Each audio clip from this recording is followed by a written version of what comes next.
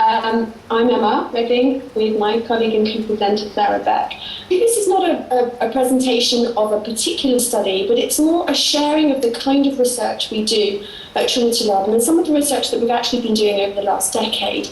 And in particular to share with you how and why we evaluate the physical demands of dance. We've got a short film excerpt to show you, and with some of the data collected from that film, and we'll explain a bit about what that data means, and then the sort of application of this sort of data with some recommendations. And hopefully, if the technology holds up, we will have time also for a discussion, so some question and answers, because it would be very interesting to hear from the audience too. So let me start just by telling you a bit about who we are. So we're based at Trinity Laban, which is a conservatoire of music and dance, based in South East London, England. And most of the students studying here, they're music and dance students, they want to become professional performers, choreographers and composers. But within Trinity Laban, we have a department of dance science. And broadly speaking, the aims of dance science for us at Trinity Laban are firstly to look at ways of enhancing dance training and optimizing performance potential from a physical, a psychological perspective, biomechanical perspective. So it's about reducing injury, or at least looking at injury risk, making sure that dancers are well prepared psychologically and physically for the demands of the profession.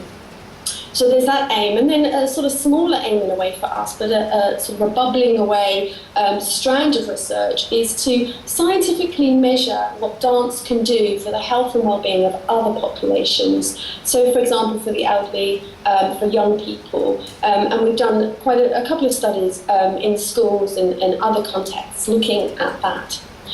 We've got three strands within dance science: teaching and education, research, and consultancy, and what we also call knowledge exchange activity. So in terms of teaching and education, we have a master's degree in dance science, an MSc in dance science here, and we also have PhDs in dance science. In terms of the research, our research sort of spans a whole host of topics. Really, we have a 3-year study going on at the moment looking at the role of mental imagery within the creative process. So how dancers are using mental imagery as they create and make dance. And then all the way to a music study, actually, where we're looking at the health and well-being of musicians. That's a 4-year study working with 2 other conservatoires within the UK. Our consultancy and knowledge exchange activity often involves professional dance companies who are coming in.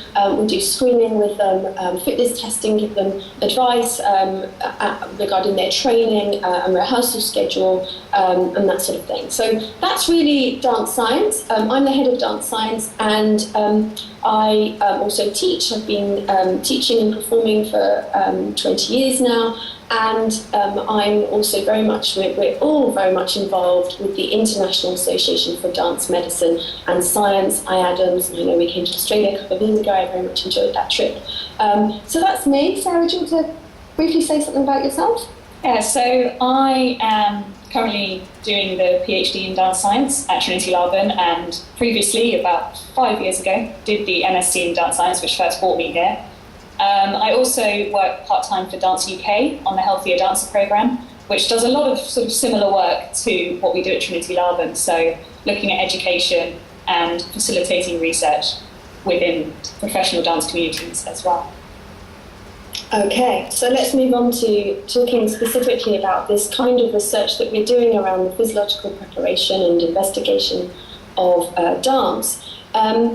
Well, obviously, it's important to understand the demands of performance. We're in a training environment where we're very keen to look more systematically at what we're doing with our dancers. We know that dance training has relied historically on tradition and practice that's been sort of passed down through generations. And what we're trying to do is better understand the demands of the profession and the industry in order to make sure that our training is optimal, really. So understanding the demands of performance, we believe, will help us to develop our training for our dancers.